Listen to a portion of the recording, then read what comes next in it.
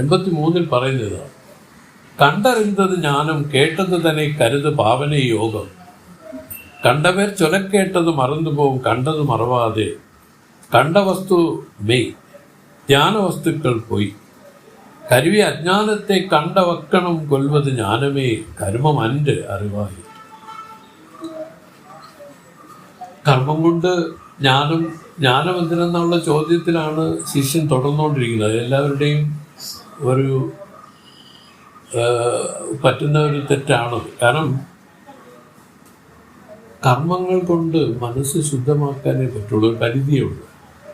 അതിനപ്പുറം ജ്ഞാനമാണ്. തത്വമസി മഹാവാക്യ വിചാരജന്യ ജ്ഞാനം കൊണ്ട് മാത്രമേ മുക്തി ഇതിൽ കൈവരും. അതാണ് ഇവിടെ പറഞ്ഞ് സ്വാമി സ്ഥാപിച്ചുകൊണ്ടിരിക്കുന്നത്. എന്ന് വിചാരിച്ച് മറ്റേ വിട്ടുകളയണമെന്നുള്ള അർത്ഥത്തിലല്ല പറയുന്നത്. ഗുരുസേവ ചെയ്യേണ്ടത് അങ്ങനെ ചെയ്യുക, പക്ഷേ അത് കൊണ്ട് മാത്രമല്ലെന്ന് പറഞ്ഞ് സ്വാമി ഇവിടെ പറഞ്ഞ് മനസ്സിലാക്കിയിട്ട് നമ്മളെ സ്വാമി പറഞ്ഞു, ഒന്നിനെ അനുഭവിച്ചറിയുന്നതാണ് ജ്ഞാനത്തിൻ്റെ രൂപം. കേട്ടത് തന്നെ കരുത് ഭാവനയോഗം. കേട്ടറിഞ്ഞ വസ്തുവിനെ കേട്ടറിഞ്ഞ വിധം ഭാവന ചെയ്ത് നിൽക്കുന്ന മാനസ കർമ്മമായ ഭാവനാധ്യാനത്തിൻ്റെ രൂപം. അതാണ് ഭാവനാധ്യാനത്തിൻ്റെ രൂപം. കണ്ടവർ ചൊലക്കേട്ടത് മറന്നുപോകും. അനുഭവിച്ചറിഞ്ഞ മഹാത്മാക്കളുടെ ഉപദേശം കേട്ട് ധ്യാനിക്കുന്നത് മറന്നുപോകും.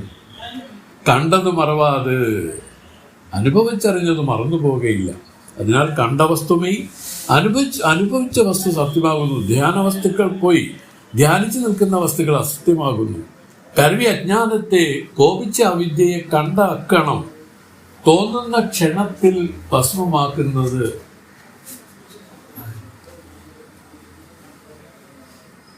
കർമ്മമല്ല ജ്ഞാനമെൻ്റെ അറിവായി, നാശമാക്കുന്നത് ഈ വൃത്തിജ്ഞാനമെന്ന് അറിയുക.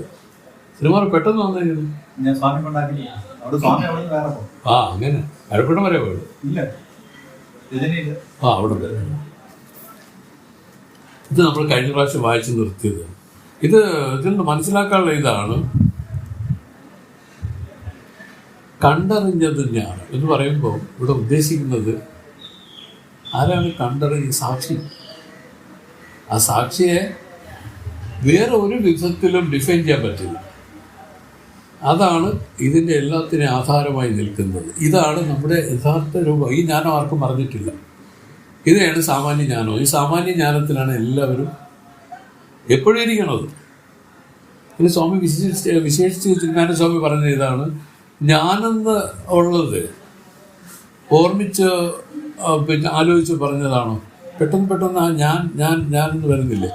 ഇത് വാസ്തവത്തിൽ ഇതിൻ്റെ പ്രഥമ കലയാണ്.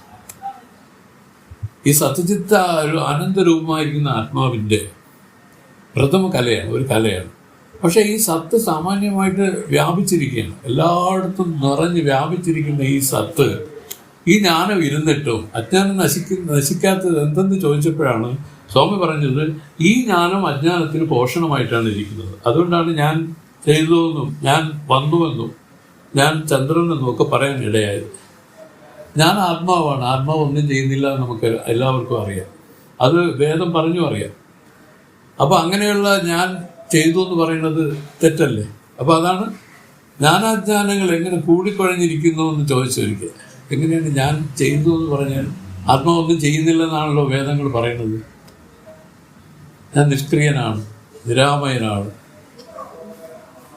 ആപേക്ഷികമായി വരുന്നതല്ല, അതെപ്പോഴും ഒരുപോലെ ഉള്ളതാണ്. ഇങ്ങനെയൊക്കെ പറയുന്ന ആ സ്വരൂപത്തിലിരിക്കുന്ന ഈ ആത്മസ്വരൂപം എല്ലാവർക്കും പരക്കെ അറിയത്തക്ക വിധത്തിൽ ഇരുന്നിട്ടും എന്താണ് ഈ അജ്ഞാനം നശിക്കാത്തതെന്നുള്ള ചോദ്യമാണ് ആദ്യം ചോദിച്ചത്. അപ്പോൾ അതിന് സ്വാമി മറുപടി പറയുന്ന ഇതാണ്, ഇതിൽ അജ്ഞാനം തഴയ്ക്കും. ഇതാണ് വാസ്തവത്തിൽ അജ്ഞാനത്തെ നിലനിർത്തിയിരിക്കുന്ന ഈ സത്താണ്. അതുകൊണ്ടാണ് രമണ ഭഗവാനെ പോലുള്ള മഹത്തുക്കൾ പറഞ്ഞു, ഈ ഞാനെന്ന് പറഞ്ഞല്ലോ നീ, പക്ഷെ അത് നിനക്ക് ഇപ്പോഴത് വ്യക്തമല്ല. നീ ഒരു അവ്യക്തമായിട്ടാണ് ഞാൻ ശബ്ദത്തെ നീ ഉപയോഗിച്ചത്.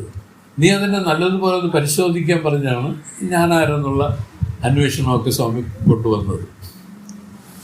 ഇത് നമുക്കറിയാം. അപ്പോൾ ഈ രൂപത്തിൽ കണ്ടത് മറവാതെന്ന് പറഞ്ഞു. കണ്ടത് മറവാതെന്ന് പറഞ്ഞതിൻ്റെ അർത്ഥം ഇതിന് എല്ലാത്തിനും ആധാരമായിരിക്കുന്ന സാക്ഷിയെ ഒരിക്കലും അത് ആർക്കും മറന്നു പോകുന്നതല്ല. കാരണം അത് മനസ്സിൻ്റെ ഓർമ്മക്കേടിനോ വിഷയമല്ല, അത് തൻ്റെ സ്വരൂപമാണ്. ഹനുമാൻസ്വാമി ഇതിനെ സ്ഥാപിക്കാൻ ഞാൻ പറഞ്ഞു, കഴിഞ്ഞ പ്രാവശ്യമേ പറഞ്ഞു, സർവാശ്രയമായിട്ടിരിക്കുന്നു അതാണെന്ന് പറഞ്ഞു അല്ലേ. സർവാശ്രയമായിട്ടിരിക്കുന്നതാണ്. കോവിലിൽ പോയി ബിംബത്തിൽ തൊഴുമ്പോഴും തൊഴുവേണ്ടത് ആരെയാണെന്ന് നാരായണ ഗുരുദേവൻ എഴുതി വെച്ചു. സർവാശ്രയം എങ്ങും നിറയുന്നവർ ഭക്തർക്കിവാർ ഒരു രൂപം ഭജനത്തിന് ധരിപ്പോൻ ആലസ്യമൊഴിച്ചപ്പര ബോധം തരണം മേ കോലത്ത് കരക്കോവിലിൽ വാഴും പരമേശ എന്ന് പറഞ്ഞാൽ അതിൻ്റെ അർത്ഥം ഈ ആലസ്യമാണ് ഈ സർവാശ്രയമായിരിക്കുന്ന ഇതിനെ വ്യക്തമാക്കാതെ നിലനിർത്തി. ആലസ്യം എന്ന് പറഞ്ഞാൽ വേറൊന്നുമില്ല, ഒരു മൂഢത, ഒരു അറിയണമെന്നുള്ളൊരു താല്പര്യമില്ലായിരുന്നു. അതാണ് നമ്മൾ പറയുമ്പോൾ അലസത എന്ന് പറയാം, മടിയെന്നൊക്കെ പറയാം. ഇതിനെല്ലാത്തിൻ്റെയും പ്രധാനമായിട്ട് പറയുമ്പോൾ ഈ തമസ്സാണ് ഇതിന് മറച്ചിരിക്കുന്നു, ഫാക്ടറായിട്ടിരിക്കുന്നു. അപ്പോൾ ഇവിടെ പറഞ്ഞ കണ്ടത് മറവാത്, അത് ധ്യാനിക്കുക, മനസ്സിന് ഓർമ്മിക്കുകയും ചിന്തിക്കുകയും ഒക്കെ ചെയ്ത് സ്ഥാപിക്കുന്ന രൂപത്തിലാണ് ഭാവനാ ധ്യാനങ്ങളും മറ്റെല്ലാം ഇരിക്കുന്നതെങ്കിലും സ്വാമി പറയുന്നു ഇത് ഈ കണ്ടത് മറവാത് എന്ന് പറഞ്ഞാൽ അതിൻ്റെ അർത്ഥം ഈ ആത്മസ്വരൂപം ആ സത്വരൂപമായിട്ട് പ്രകാശിക്കുന്നത് അത് ഒരിക്കലും മനസ്സുകൊണ്ട് നമ്മൾ സങ്കല്പിച്ചു വെച്ചതല്ല, അത് അങ്ങനെ തന്നെ ഇരിക്കുകയാണ്. ഇത് ഒരിക്കലും മറയുന്നില്ല. പറയുന്നു, അതിനുശേഷം പറയുന്നു കണ്ടത് മറവാത്, അതിനാൽ കണ്ട വസ്തു മെയ്, അനുഭവിച്ച വസ്തു സത്യമാകുന്നു. അനുഭവിച്ച വസ്തു എന്നൊക്കെ പറയുമ്പോൾ ഇവിടെ കോംപ്ലിക്കേഷൻ ഉണ്ട്. എല്ലാവരും അനുഭവിച്ചതല്ല, വസ്തുക്കൾ അനുഭവിച്ചത് ആരാണ് എന്ന് ചോദിക്കുകയാണെങ്കിൽ പറയുന്ന ആത്മാവാണ്. ആ രൂപത്തിൽ പറഞ്ഞതാണ്. അനുഭവിച്ച വസ്തു ആത്മാ, അതിൻ്റെ പേരാണ് ആത്മാ, അത് സത്യം. ധ്യാന വസ്തുക്കൾ പോയി. ഏതിനെങ്കിലും ധ്യാനിക്കുക എന്ന് പറഞ്ഞാൽ മനസ്സ് ആ പരിണാമത്തെ സ്വീകരിച്ച് അത് ധ്യാനം ചെയ്യുന്നതാണ്, അത് പൊയ്യാണ്. ധ്യാന വസ്തുക്കൾ പോയി, ധ്യാനിച്ച വസ്തുക്കളെല്ലാം സത്യമാകുന്നു. കറിയ അജ്ഞാനത്തെ, കോപിച്ച അവിദ്യയെ, കോപിച്ച അവിദ്യ എന്ന് പറയാൻ കാരണം എല്ലാവരും വികാരപ്പെട്ടിരിക്കുകയാണ്. ഈ അവിദ്യ എല്ലാവരെയും വികാരപ്പെടുത്തിയിരിക്കുക. വലുതെന്നും ചെറുതെന്നും നല്ലതെന്നും ചീത്തയെന്നും കൊള്ളാമെന്നും കൊള്ളില്ല, ഇങ്ങനെ അപേക്ഷിക ജ്ഞാനങ്ങളെല്ലാം വലിച്ചു കൂട്ടി വെച്ചിട്ട് ഈ അവിദ്യ എന്താണ് ചെയ്തിരിക്കുന്നത്? എല്ലാവരെയും ക്ഷോഭിപ്പിച്ച് നിർത്തിയിരിക്കുകയാണ്. ആരും സ്വസ്ഥരല്ല.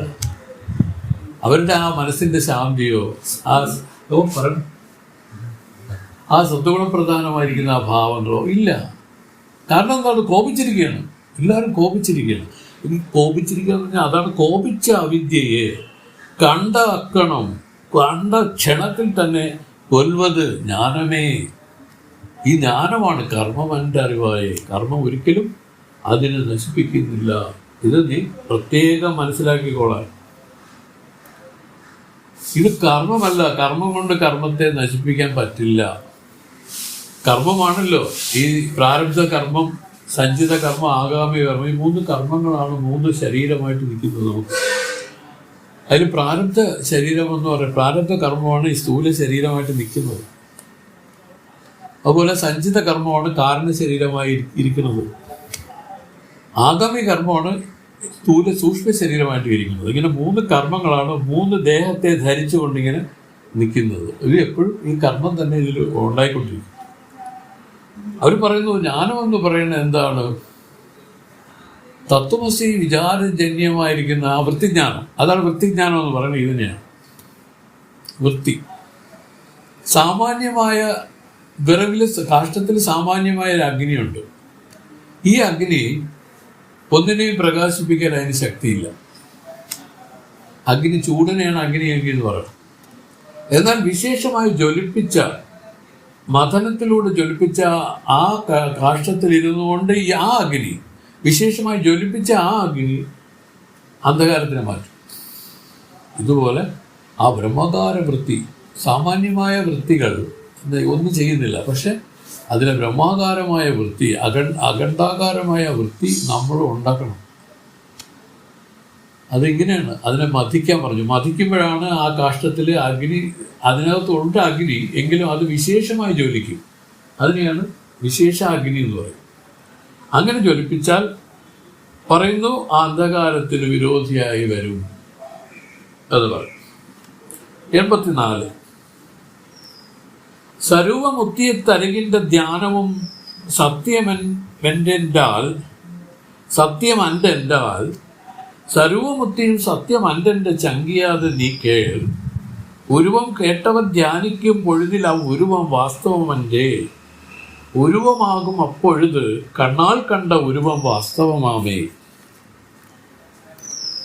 സർവമുത്തിയത്തരകിൻ്റെ ധ്യാനവും സത്യമൻ്റെൻ്റാൽ സർവമുത്തിയും സത്യമൻ്റെ ചങ്കിയാതെ നീ കേൾ. ഉരുവം കേട്ടവൻ ധ്യാനിക്കും പൊഴുതില ഉരുവം വാസ്തവമൻ്റെ ഉരുവമാകും അപ്പൊഴുത് കണ്ണാൽ കണ്ട ഉരുവം വാസ്തവമാമേ. സർവമുത്തിയത്തരകിൻ്റെ ധ്യാനവും സർവ അനർത്ഥങ്ങളെയും ധ്വംസനം ചെയ്യുന്ന ബ്രഹ്മാവസ്ഥാന രൂപത്തിന് തരുന്ന നിർഗുണ ബ്രഹ്മധ്യാനവും സത്യമൻ്റെൻ്റാൽ സത്യമല്ലെന്ന് പറയുകയാണെങ്കിൽ സർവമുക്തിയും സർവദുഃഖ നിവർത്തി രൂപമായ ബ്രഹ്മാവസ്ഥയും സത്യം എൻ്റെ അസത്യമാണെന്ന് നീ ശങ്കിയാതെ, നീ സംശയിക്കരുത്. കേൾ, അതിന് സമാധാനം കേൾക്കുക. ഉരുവം കേട്ടവൻ ശംഖ് ചക്രാദികൾ ധരിച്ചിരിക്കുന്ന വിഷ്ണുവായ രൂപത്തെ ശാസ്ത്രങ്ങളാലും മഹത്തുക്കളാലും കേട്ടവൻ ധ്യാനിക്കും പൊഴുതിൽ ധ്യാനിക്കുന്ന സമയം ഉരുവം വാസ്തവമൻ്റെ ആ രൂപം ഭാവനാമയമാകയാൽ സത്യമല്ല. ഉരുവമാകും അപ്പൊഴുത് ആ ഭാവന ദൃഢമായി ആ മൂർത്തി താനാകുമ്പോൾ കണ്ണാൽ കണ്ട ഉരുവം നേത്രപ്രമാണത്തിനാൽ കാണപ്പെട്ട ആ രൂപം വാസ്തവമാകും, സത്യമാകുന്നു. അതുപോലെ ബ്രഹ്മത്തെ ശാസ്ത്രങ്ങളാലും മഹത്തുക്കളാലും ഉപദേശിക്കേട്ടവൻ ധ്യാനിക്കുമ്പോൾ ഭാവനാമാത്രത്തിൽ ബ്രഹ്മമായി ഇരിക്കുന്നതിനാൽ ആ ഭാവനാരൂപ ബ്രഹ്മം സത്യമല്ല. ധ്യാന പരിവാഹത്താൽ ഉള്ള അനുഭവിച്ച ബ്രഹ്മാവസ്ഥാന രൂപം സത്യമാകും. ഇതാ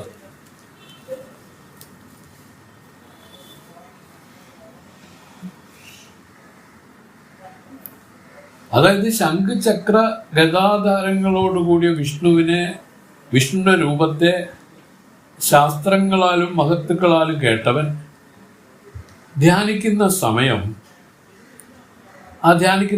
വാസ്തവമല്ല. ആ രൂപം ഭാവനാമയമാകുന്നതിനാൽ സത്യമല്ല. ആ ഭാവന ദൃഢമായി ആ മൂർത്തി താനാകുമ്പോൾ കണ്ണാൽ കണ്ട ഉരുവം നേത്രപ്രമാണത്തിൽ കാണപ്പെട്ട ആ രൂപം സത്യമാകുന്നു. ഇതാണ് പറഞ്ഞത്. നമുക്കറിയാം എന്തിൻ്റെ ധ്യാനവും എന്താണ് സുരേഷ് ചെയ്യുന്നത്. മനസ്സിനെ ഏകാഗ്രപ്പെടുത്തും, അത്രേ. ആ ഏകാഗ്രതയിൽ അങ്ങനെ നിൽക്കുമ്പോൾ വിഷയങ്ങളെല്ലാം ഈ വിഷയാകാര വൃത്തി നിരോധിക്കപ്പെടും. ഇതാണ് സംഭവിക്കുന്നത്. എല്ലാത്തിൻ്റെയും പ്രയോജനം വിഷയാകാര വൃത്തി നിരോധിക്കുകയാണ്. ഇപ്പോൾ നമ്മുടെ ഏകാഗ്രത എന്ന് പറഞ്ഞാൽ ഏതോ ഒരു രൂപത്തിൽ ഏകാഗ്രപ്പെടുമ്പോൾ സ്വാഭാവികമായിട്ട് അന്യരൂപങ്ങളുടെ ചിന്തകളും മറ്റുമെല്ലാം മനസ്സിൽ മാറ്റി വരും. പക്ഷെ അതങ്ങനെ നിലനിൽക്കുമോ എന്ന് ചോദിച്ചാൽ അങ്ങനെയല്ല. ഇത് അങ്ങനെ നിലനിന്ന് അത് ചിലപ്പോൾ ഉണ്ടായിരിക്കും, ചിലപ്പോൾ ഇല്ലായിരിക്കും. പക്ഷെ ആ ഇരുപ്പ് അവിടെ ഉണ്ട്. ആ ഇരുപ്പ് അവിടെ നിൽക്കുകയാണ്. അത് സത്യമാണ്. നമുക്ക് ഏതെങ്കിലും ഒന്നിനെ പിടിച്ച് തന്നെ പറയാൻ അകത്തോട്ട് പോകേണ്ടിയിരിക്കുന്നു. പക്ഷേ സാധാരണ ഒന്നിനെ പിടിക്കാതെ പോയാലുള്ള രീതി നമ്മൾ കണ്ടു. സുഷുപ്തിയിലേക്ക് പോയി പോയി ലയിച്ചു കളയും. മനസ്സിനെ ലയിക്കാൻ വിടാതെ ഏകാഗ്രതയോടുകൂടി ഉള്ള ധ്യാനം കൊണ്ട് സംഭവിക്കുന്നത് പറഞ്ഞതാണ്. ഭാവനാരൂപമായിട്ടാണ് ഇത് തുടങ്ങിയതെങ്കിലും ഇത് കുറേ അങ്ങോട്ട് ചെല്ലുമ്പോൾ ഈ ഭാവനാരൂപം കഴിഞ്ഞ് താൻ മാത്രമായിട്ടിരിക്കും. ഇത് വാസ്തവം. ഇത് അനുഭവിച്ചറിയാനുള്ള വലിയ രഹസ്യങ്ങളാണ്. ഇതൊക്കെ നല്ല അധികാരി പുരുഷന്മാർക്ക് എളുപ്പം സാധിക്കാൻ പറ്റുന്ന കാര്യമാണ് ധർമ്മത്തിൽ പറയുന്നത്. കാരണം ഇതെല്ലാം ഭാവനയെ, ഇതെല്ലാം അഴിഞ്ഞു പോകും. കാരണം ഇതിനൊന്നും ശാശ്വത സ്ഥിതിയില്ല. ഏതിനെ പിടിച്ചാലും എന്തോ വാസ്തവത്തിൽ പറഞ്ഞല്ലോ, ഇതെല്ലാം സ്വപ്ന സന്ദീപമായിട്ടുള്ള കാര്യങ്ങളാണ്. ഇതിന് ഏതിനെ പിടിച്ച് നിലനിൽക്കാൻ പറ്റും? ഒന്നിനെ പിടിച്ച് നിലനിൽക്കാൻ പറ്റില്ല. കാരണം ഇത് അവാസ്തവമാണല്ലോ. പക്ഷെ വാസ്തവമായ ഒന്നുണ്ട്, പറഞ്ഞില്ലേ, അനുഭവിച്ചത് ഒരു സാധനയിലിരിക്കുകയാണ്. അത് സത്യമാണ്. അതിനൊരിക്കലും മിഥ്യാത്വം ഉണ്ടാവുന്നില്ല. അതാണ് ആത്മാവിൻ്റെ സ്വരൂപം. എല്ലാവരും ആത്മസ്വരൂപികളാണ്. പക്ഷെ എന്ത് ചെയ്യാം, മനസ്സിന്റെ ബഹളാത്മകമായിട്ട് ഇങ്ങനെ വികാരപ്പെട്ട് നിൽക്കുന്നത് കൊണ്ട്, അതാണ് ശോഭിച്ച അവിദ്യ എന്ന് പറഞ്ഞത്. അതുകൊണ്ട് എന്ത് പറ്റി, തൻ്റെ യഥാർത്ഥ സ്വരൂപത്തെ അറിയാൻ സാധിക്കുന്നില്ല. വാസ്തവത്തിൽ ഇത് തേടുന്ന ഏതിനാണ്? ഈ മനസ്സ് വികാരപ്പെട്ടാണെങ്കിലും തേടുന്നത് അതിൻ്റെ സ്വരൂപത്തെ തന്നെയാണ്, അതിൻ്റെ യഥാർത്ഥ രൂപത്തെയാണ് അത് തേടുന്നത്. ആത്മാന്വേഷണം തന്നെയാണ് നമ്മുടെ വിഷയമായിട്ട് നിൽക്കുന്നതെന്നും ശാസ്ത്രങ്ങളിൽ കാണാം. ഇപ്പം എല്ലാവരും എന്തിനാണ് അന്വേഷിക്കുന്നത് ചോദിച്ചാൽ സുഖത്തെയാണ് അന്വേഷിക്കുന്നത്. ആ സുഖം വിഷയങ്ങളിൽ ഇരിക്കുന്നു എന്നുള്ള തെറ്റിദ്ധാരണയാണ് അവനുള്ളത്. വേദത്തിന് ഇത്രേ പറയാനുള്ളൂ, വിഷയത്തിൽ സുഖമില്ല. ന അല്പേ സുഖമസ്തി. സുഖം വിഷയത്തിലില്ല. പിന്നെ ഈ സുഖം എന്താണെന്ന് ചോദിക്കുകയാണെങ്കിൽ അവർ പറഞ്ഞു, അത് ആത്മാവിൻ്റെ സ്വരൂപമാണ്. സുഖത്തിൻ്റെ ആനന്ദം, ഇത് ആത്മാവിൻ്റെ സ്വരൂപമാണ്. അങ്ങനെയുള്ള ആത്മാവിനെ നീ അറിയുന്നില്ല എന്നുള്ള രൂപത്തിൽ നീ മൂഢനായിട്ടിരിക്കുകയാണ്. വാസ്തവത്തിൽ ഇതിനറിയാനുള്ള വിദ്യകളാണ് നമുക്ക് പറഞ്ഞു തരുന്നത്. മനസ്സിൻ്റെ ഏകാഗ്രതന്മയില്ലായ്മയും മനസ്സിൻ്റെ അശുദ്ധിയുമാണ് ഇതിനെ മറച്ചിരിക്കുന്നത്.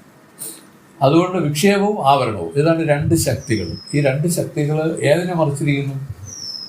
തൻ്റെ യഥാർത്ഥ സ്വരൂപത്തെ മറച്ചിരിക്കുക. അവർ പറയുന്നു തൻ്റെ യഥാർത്ഥ സ്വരൂപം എന്ന് പറയുന്നത് ചിത്തവും ആനന്ദവുമാണ്. സത്ത് സാമാന്യമായിട്ട് എല്ലാവർക്കും വിളങ്ങിക്കൊണ്ട് തന്നെയാണ് ഇരിക്കുന്നത്. അതാണ് പറഞ്ഞത്, എല്ലാവരും സ്വരൂപജ്ഞാനികളാണ്.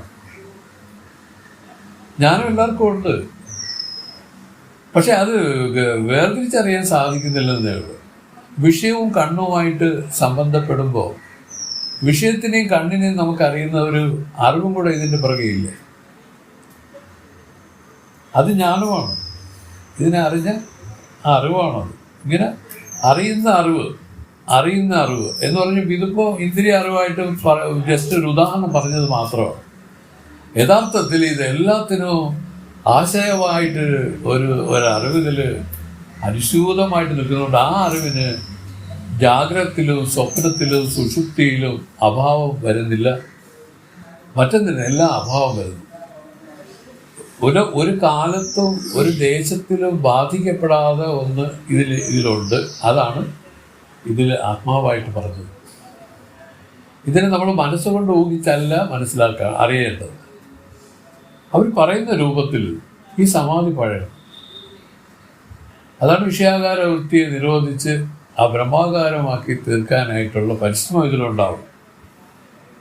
അതാണ് വാസ്തവത്തിൽ ജ്ഞാനത്തിലേക്ക് കൊണ്ടുവരുന്നത്. ഈ ജ്ഞാനമാണ് ഈ അജ്ഞാനത്തെ മുച്ചൂട് എരിച്ചു കളയുന്നതാണ് ഭക്തരും പറയുന്നത്. ഈ ജ്ഞാനം, ഈ വൃത്തിജ്ഞാനം അജ്ഞാനത്തെ ചുടുകിൻ്റെ നെരുപ്പാമേ മുഴുവനും ഇല്ലാതായി കളയുന്നതാണ്. ഇത് പറഞ്ഞു മനസ്സിലായല്ലോ. അതായത് സർവ അനർത്ഥങ്ങളെയും ധ്വംസനം ചെയ്യുന്ന ബ്രഹ്മാവസ്ഥാന രൂപത്തിന് തരുന്ന നിർഗുണ ബ്രഹ്മധ്യാനം സത്യമല്ലെന്ന് പറയുകയാണെങ്കിൽ സർവദുഃഖ നിവൃത്തി രൂപമായ ബ്രഹ്മാവസ്ഥയും സത്യം അൻ്റെൻ്റെ നീ ശങ്കിയാതെ അത് തരുന്ന ആ മുക്തിയും സത്യമല്ലെന്ന് നീ വിചാരിക്കരുത് എന്ന് പറയുക. ആരോടെ? ശിഷ്യനോട്. അത് പറയണം, അതിന് സമാധാനം കേട്ടുകൊള്ളുക. ഉരുവം കേട്ടവൻ ശംഖുചക്ര ഗദാദി ധരിച്ചിരിക്കുന്ന വിഷ്ണു രൂപത്തെ ശാസ്ത്രങ്ങളാലും മഹത്തുക്കളാലും കേട്ടവൻ ധ്യാനിക്കുന്ന സമയം ഉരുവം വാസ്തവമല്ല. ആ രൂപം ഭാവനാമയമായതിനാൽ സത്യമല്ല. മനസ്സിൻ്റെ ഒരു ഭാവനാരൂപമായിട്ടാണ് അത് ആദ്യം നിന്നത്. എന്നാൽ ഉരുവമാകും അപ്പോൾ ആ ഭാവന ദൃഢമായി മൂർത്തി താനാകുമ്പോൾ ഇത് വാസ്തവത്തിൽ അത് ആത്മാവ് തന്നെയാണ്. അങ്ങനെ താനാകുമ്പോൾ ഞാൻ ഭാവിക്കുന്നുള്ള മനസ്സെറ്റെന്നാണ് അർത്ഥം. താനാകുക എന്ന് പറഞ്ഞാൽ ആ സങ്കല്പം അവിടെ ഒഴിഞ്ഞു നിൽക്കുന്ന ആ കേവലം നില. അതിൽ എന്ത് സംഭവിക്കും? ഉരുവം താനാകുമ്പോൾ നേത്രപ്രമാണത്താൽ കണ്ട ആ രൂപം സത്യമാകുന്നു. അതുപോലെ ബ്രഹ്മത്തെ ശാസ്ത്രങ്ങളാലും മഹത്തുക്കളാലും ഉപദേശിച്ച് കേട്ടവൻ ധ്യാനിക്കുമ്പോൾ ഭാവനാമാത്രത്തിൽ ബ്രഹ്മമായിരിക്കുന്നതിനാൽ ആ ഭാവനാരൂപ ബ്രഹ്മം സത്യമല്ല. ധ്യാന പരിഭാഗ അവസ്ഥയിൽ ഉണ്ടാകുന്ന ബ്രഹ്മാവസ്ഥാന രൂപം സത്യമാകും. ഇതാണ് അതിൻ്റെ പരിഭാഗ അവസ്ഥ. ഇവിടെയാണ് നമ്മൾ പറഞ്ഞത് അവസ്ഥതന്ത്രമായ ജ്ഞാനം ഉണ്ടാവുമെന്ന്. എന്നുവെച്ചാൽ അത് ഒരു പരിധി വരെ ഈ കർത്തൃതന്ത്രം ഇങ്ങനെ നിലനിന്ന് പെട്ടെന്ന് അത് അഴിഞ്ഞ് വസ്തുതന്ത്രമായിട്ട് മാറും. അതുവരെ നമ്മൾ ഈ സമാധി ഇതിൽ പഴകി വരണം. ഒരു ദിവസം കൊണ്ട് സാധിച്ചെന്ന് വരില്ല. തിരുനൻസർ പറഞ്ഞതാണ്. ഇങ്ങനെ നിരന്തര പഴക്കത്താൽ വശത്തിൽ ഉൾമനന്നിൻ്റെ ചിന്മാത്ര വടിവമായിടിൽ മൈന്ദ എന്ന് പറയുന്ന രൂപത്തിലാണ് പതുക്കെ ഇതാണ് കൊണ്ടുപോകേണ്ടത് ഒരാൾ. മറ്റതെല്ലാം ഇരുന്നോട്ടെ, അതിലൊന്നും കുറവൊന്നും പറയുന്നില്ല. പക്ഷെ ഇതാണ് ഇതിലേക്ക് വരാനുള്ള വഴി. 85-ാമത്തെ പദ്യത്തിൽ പറയും, ജഡമതാകിയ ധ്യാനവും മെയ്യാകിന സർവമുക്തിയെ നൽകും. திடமதானதெப்படி எனில் அவரவர் தியானமே பிறப்பாகும். உடலம் ஆசையார் தியானித்த உடல்களாகுவர் மெய்யே. தொடர்பவம் கிட சொரூபத்தை தியானிக்கிற சொரூபமாகுவர் மெய்யே. ജഡമതാകിയ ധ്യാനം മെയ്യാകിയ സർവമുക്തിയെ നൽകും. திடமதானதெப்படி எனில் அவரவர் தியானமே பிறப்பாகும். உடலம் ஆசையார் தியானித்த உடல்களாகுவர் மெய்யே. உடலாகுவர் மைந்தா. தொடர்பவம் கிட സ്വരൂപത ധ്യാനിക്കിൽ സ്വരൂപമാകുവർ മെയ്യേ. ഇത് വലിയ വിശേഷപ്പെട്ട ഒരു സംഭവമാണ് ഇപ്പോൾ പറയാൻ പോകുന്നത്. കേട്ടോ.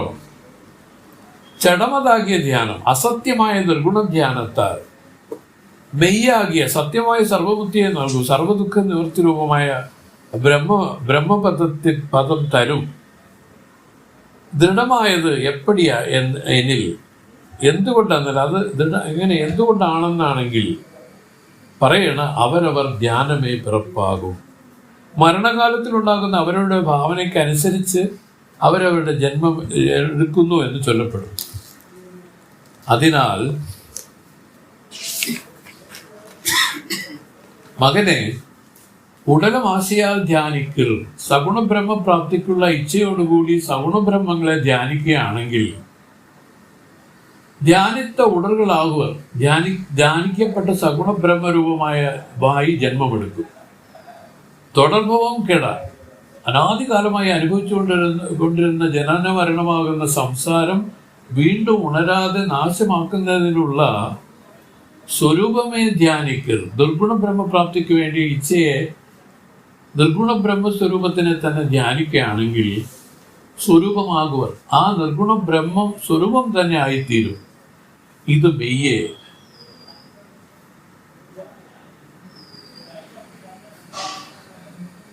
ഇത് സത്യമാകും. ഇതാണ് ഇങ്ങനെയാണ് ആ ജന്മം പോലും എടുക്കുന്നത്. അങ്ങനെയാണ്. കാരണം മരണകാലത്തിൽ അവരവരുടെ സങ്കല്പം തന്നെയാണ് അടുത്ത ജന്മത്തിൽ രൂപം ധരിച്ച് വരണം. അതുകൊണ്ടൊക്കെയാണ് മരിക്കുന്ന സമയത്തൊക്കെ നമ്മൾ ഹിന്ദുക്കൾ ആചരിച്ചിരുന്നത് രാമായണവും ഭാഗവതമൊക്കെ വായിച്ച് കേൾപ്പിക്കും. അപ്പോൾ അവർക്ക് സങ്കല്പങ്ങൾ വേറെ ഒന്നിൽ പോകാതെ ആ ഈശ്വരകാര്യം കേട്ട് കിടന്നിങ്ങനെ മതി. നല്ല ജന്മങ്ങൾ. അപ്പൊ ഇവിടെ ഈ പദ്യം കൊണ്ട് ഉദ്ദേശിച്ച ഇതാണ്, അസത്യമായ നിർഗുണ ധ്യാനത്താൽ ഈ അസത്യം, ദുർഗുണധ്യാനം അസത്യം എന്ന് പറയുമ്പോൾ അവിടെ ഭാവന രൂപത്തെ എടുക്കുന്നതുകൊണ്ടാണ്. മനസ്സ് ഭാവിച്ച് ചെയ്യുന്ന ആ രൂപത്തിലുള്ള ധ്യാനം അത് ജഡമാണ്, അത് സത്യമല്ല. പക്ഷെ അത് അങ്ങനെ തുടങ്ങിയാലും അത് എങ്ങനെയാണ് സർവദുഃഖ നിവൃത്തി രൂപമായ ബ്രഹ്മപദത്തെ തരുന്നതെന്ന് ചോദിക്കുകയാണെങ്കിൽ അതായത് ഇങ്ങനെയാണ്: ദൃഢമത ആകിയത് എപ്പടിയെനിൽ, എന്തുകൊണ്ടെന്നാൽ ഇത് പറയുന്നു അവരവർ ധ്യാനമേ പിറപ്പാകും. അതായത് ഇതാണ് ഇതിലുള്ള ഏറ്റവും വലിയ വിശേഷം.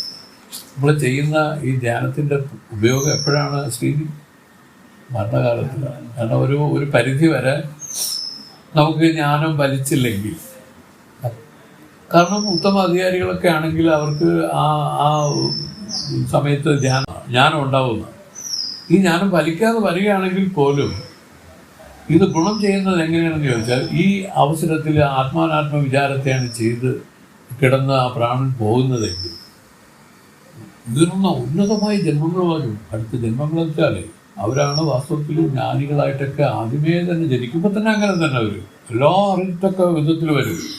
ശ്രീ ബുദ്ധനെയൊക്കെ പറ്റി പറയുന്നത് അങ്ങനെയാണ്. കുട്ടിക്കാലത്തെ എല്ലാം അറിയാം. ബുദ്ധനെ ദുഃഖം അറിയാതെ വളർത്തിക്കൊണ്ടു വന്നു രാജാവ്. ഒടുവിൽ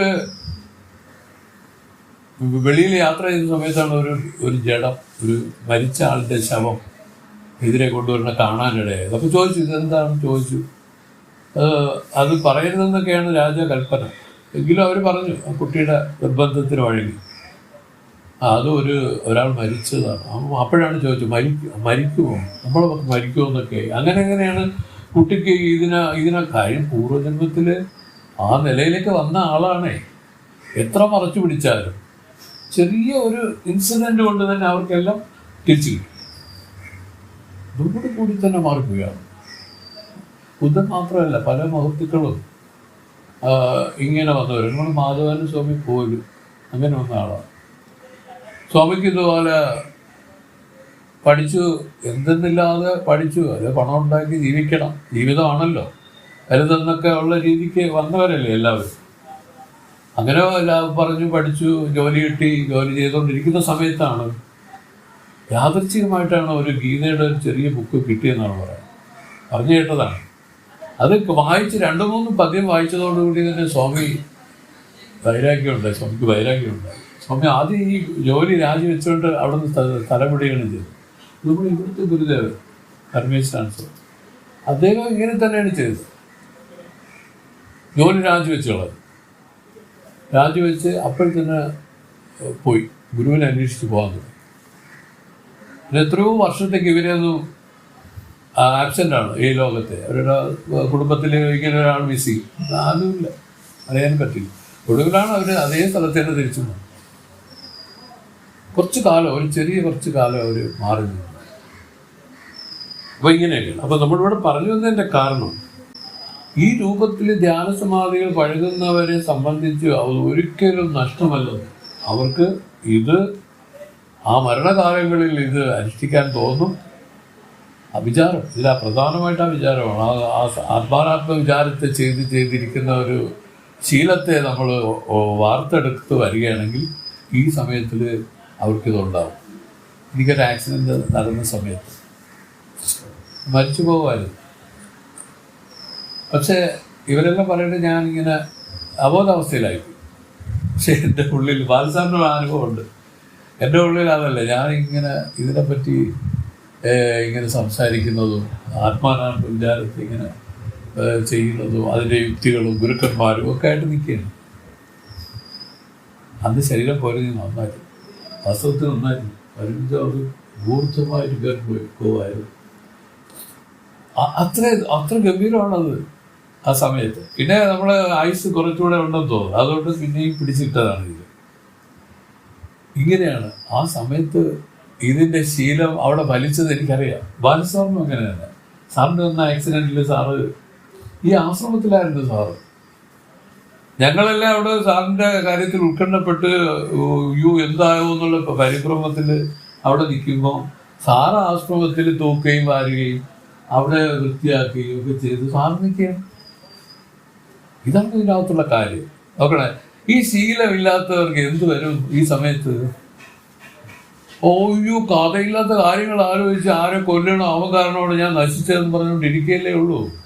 പിന്നെ അടുത്ത പറഞ്ഞ പാമ്പായിട്ടാണ് അവനെ കൊത്തി കൊല്ലാൻ വേണ്ടി.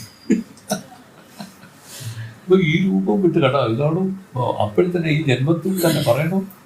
ഇത് പറഞ്ഞ് കേട്ടപ്പോൾ തന്നെ ഈ ജന്മം മാറിക്കഴിഞ്ഞു എന്നാണ് മഹത്തുക്കൾ പറയുന്നത്. ഈ ജ്ഞാനം ഉപദേശിച്ച് കേട്ടപ്പോൾ തന്നെ അവൻ്റെ പരിവർത്തനം വന്നു കഴിഞ്ഞു. കാരണം എത്ര കോടി ജന്മങ്ങൾ എടുക്കാനുള്ള ആ സഞ്ചിത കർമ്മ എഴുതി പോയിക്കൊണ്ടിരിക്കുക. ഇതാണ് ജ്ഞാനത്തിൻ്റെ മാഹാത്മ്യം. ഒരു പദ്യമുണ്ട്, എഴുത്തച്ഛൻ എഴുതിയൊരു പദ്യമുണ്ട്, ഓർമ്മ വരുന്നില്ല. അതായത് കേട്ടപ്പോൾ തന്നെ തീർന്നു എന്നാണ് പറയുന്നത്. അതെല്ലാം ഞാനും കേട്ടപ്പോൾ തന്നെ ഇതെല്ലാം പോയി കഴിഞ്ഞു. ഇങ്ങനെ അപ്പോൾ ഇവിടെ പറഞ്ഞു വന്ന കാര്യം മനസ്സിലായെന്ന് വിചാരിക്കുന്നു. കാരണം ഈ സ്വരൂപ ധ്യാനിക്കുന്ന ധ്യാനം ആദ്യം മനസ്സുകൊണ്ടുള്ള ഭാവനാരൂപ ധ്യാനമായിട്ട് ഇരുന്നാലും അത് പതുക്കെ പതുക്കെ പതുക്കെ അത് നിർഗുണ ധ്യാനമായിട്ട് മാറും. അപ്പം അവിടെ അനുഭവിച്ച് കണ്ട അത് സത്യം തന്നെയാണ്, മറ്റത് വിധിയുമാണ്. പക്ഷെ ഇങ്ങനെ നമുക്ക് ചെയ്യാൻ പറ്റുള്ളൂ.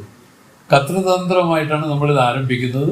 വസ്തുതന്ത്രമായിട്ട് ഈ ജ്ഞാനം ഇതിൽ ഫലിക്കും എന്ന് മാത്രം മനസ്സിലാക്കുക. പിരമരൂപത്തെ ധ്യാനിത്ത പേറുകളും പിരമമാകുവരെന്നാൽ നരശരീരമാം കുരവനെ വിചാരമേ ജ്ഞാനമേതൻ എന്നാതെ പരമഭാവനി പരോക്ഷമാം പിൻബന്ധ പരോക്ഷമേ അപരോക്ഷം തിര വിചാരമാം ജ്ഞാനമാം മുക്തിയാം ഇത് തീർവൈ. ഇത് പരമപ്രധാനമായ പദ്യങ്ങളാണ് ഈ പറയുന്നത്. ഇവരാണ് പദ്യങ്ങളാണ്. ഇത് നല്ലപോലെ മനസ്സിലാക്കി ബയോഹാർട്ട് ചെയ്ത് വെക്കുന്നത് പോലും നല്ലതാണ് ഈ പദ്യങ്ങളെല്ലാം. നമുക്കിത് എന്താണ് ഗുണം ചെയ്യുന്നതെന്ന് നമ്മുടെ ചിന്മയ സ്വാമി പറഞ്ഞു തന്നിട്ടുണ്ട്. നമ്മൾ പഠിച്ചു വെക്കുന്ന ഈ മന്ത്രങ്ങളെല്ലാം നമ്മുടെ സമാധി അനുഭവത്തിൽ ഇത് പ്രത്യക്ഷപ്പെട്ടാൽ ഇത് സമാധിക്ക് വിഘ്നം ചെയ്യില്ല. അതേസമയം വിഷയാകാരമായിട്ട് ഒന്നും വരാതിരുന്നാൽ മാത്രം മതി. ഇതിനെ തടയാൻ വേണ്ടി ഇത് എപ്പോഴും ആവശ്യമാണ്. അതാണ് ഇതിൻ്റെ പ്രത്യേകത. സ്വാമി പറയും, സ്വാമിക്ക് ആ സമാധി അനുഭവം വരുന്ന സമയത്ത് ഇത് അഴിഞ്ഞു പോകാതിരിക്കണമെന്നുള്ള ആ ഒരു കാര്യം ഇങ്ങനെ ഉണ്ടെന്ന്. അപ്പം അതിനെന്താണ് വേണ്ടത്? നിരന്തരമായി നാമങ്ങൾ ഇങ്ങനെ അതിൽ വന്നുകൊണ്ടേയിരിക്കും. അതിനുവേണ്ടി സ്വാമി ചെയ്തിരുന്ന പണി നാമമൊക്കെ ഇഷ്ടംപോലെ കേൾക്കും. നാമം പറയിപ്പിക്കും, ഞങ്ങളെ കൊണ്ട് നാമം പറയിപ്പിക്കും. എത്ര കേട്ടാലും മതിയാവാത്ത ഒരാളാണ് ഈ ശ്രീകാര്യ സ്വാമി. നാമം നമ്മളെ രസിക്കുമ്പോൾ അല്ല അവരെ രസിക്കുന്നത്. നമ്മളതിൻ്റെ രാഗം മാക്സിമം വലിയ ആളുകളെന്നും ഇതിൽ പറയുന്നവർ അത് മോഹനത്തിൽ പാടിയെന്നും ഇത് വന്നിട്ട് മറ്റേ കല്യാണിയിൽ പാടിയെന്നൊക്കെ മാത്രമേ അറിയാവൂ. മനസ്സിലല്ലേ സുരേഷ്? ഇതിന് നമ്മുടെ ഉള്ളിൽ ടച്ച് ചെയ്യുന്ന സ്ഥലങ്ങളാണ്. ഇത് നമ്മുടെ ഉള്ളിലെ സ്പർശിക്കുന്ന കാര്യങ്ങളിലുണ്ട്. ആ നാരായണ മന്ത്രം സ്വാമി എന്ന് പറഞ്ഞിട്ടുണ്ട്. നാരായണ എന്നൊന്ന് പറഞ്ഞു നോക്കാൻ പറഞ്ഞു. എന്ന് പറയുമ്പോൾ നാക്ക് എവിടെ തൊട്ടു? പല്ലിൽ തൊട്ടു. എന്ന് പറയുന്നത് കുറച്ചുകൂടെ ഉള്ളിൽ തൊട്ടു. എന്ന് പറയുമ്പോൾ കുറച്ചുകൂടെ ഉള്ളിൽ തൊട്ടു. എന്ന് പറയുമ്പോൾ ഏറ്റവും ഉള്ളിൽ തൊട്ടു. ഇങ്ങനെ ഇത് ഒരു സത്യം പറഞ്ഞാൽ ഈ ചക്രങ്ങൾ, ആധാര ചക്രങ്ങളാണ് അല്ലേ സ്വാമി?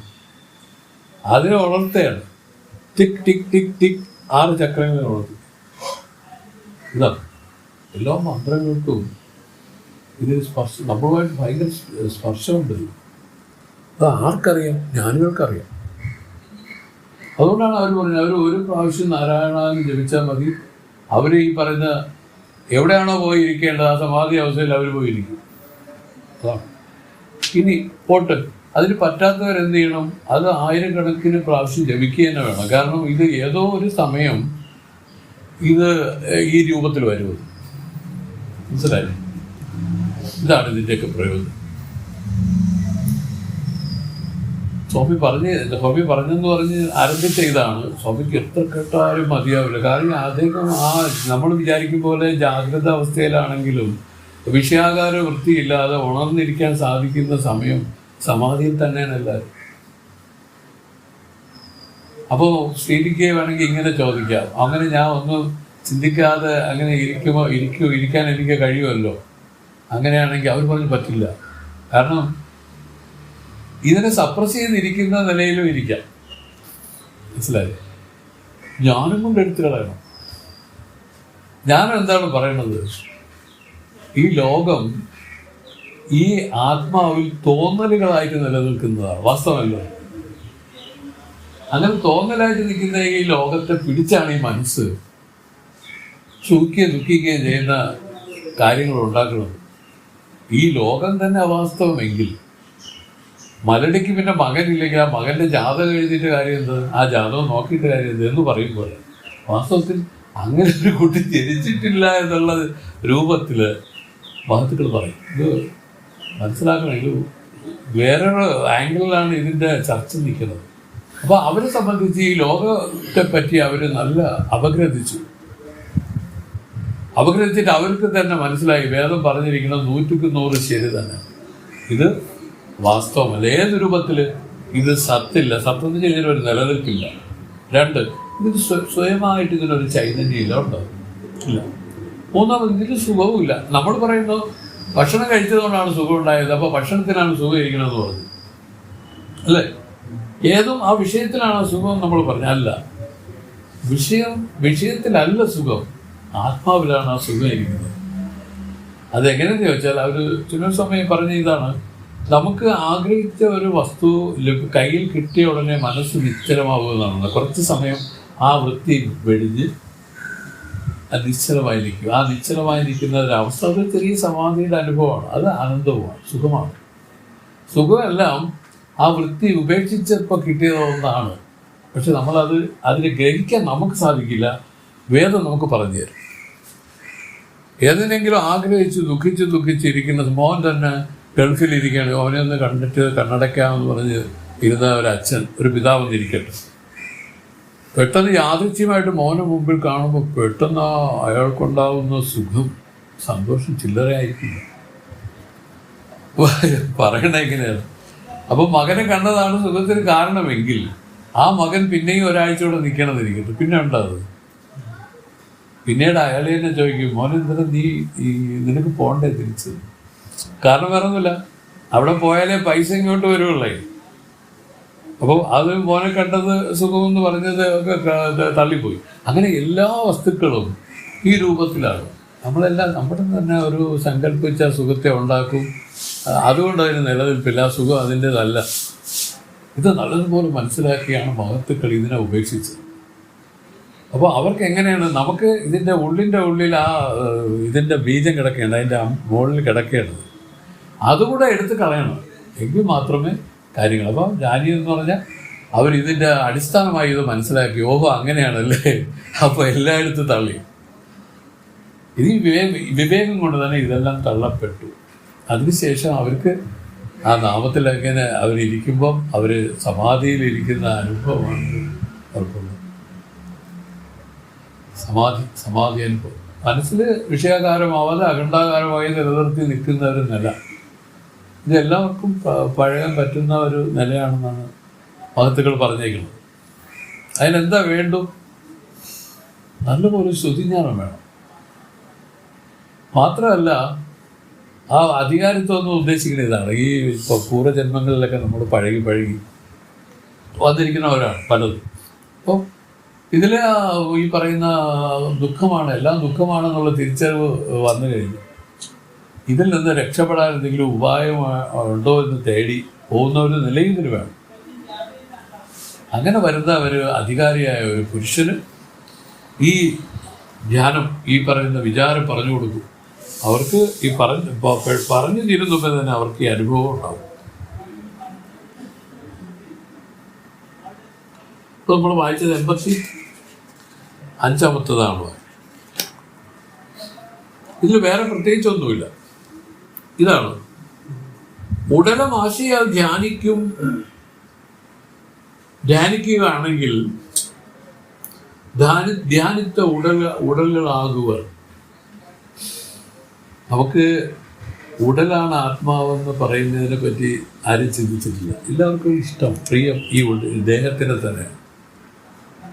അത് തന്നെയാണ് സ്ത്രീ പുരുഷ ഇതായിട്ട് നിൽക്കുന്നത്.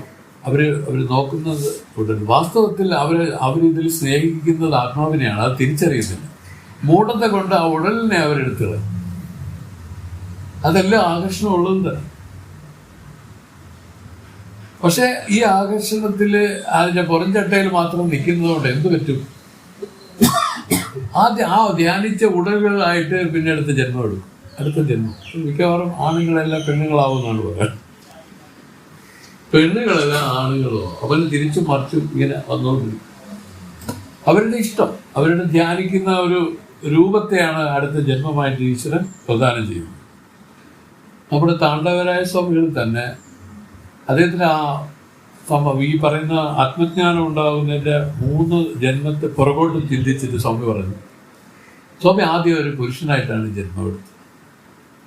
രണ്ടാമത് വന്ന സ്ത്രീയായിട്ട് വന്നതിന് ശേഷം പിന്നെ പുരുഷനായിട്ട് വന്നു.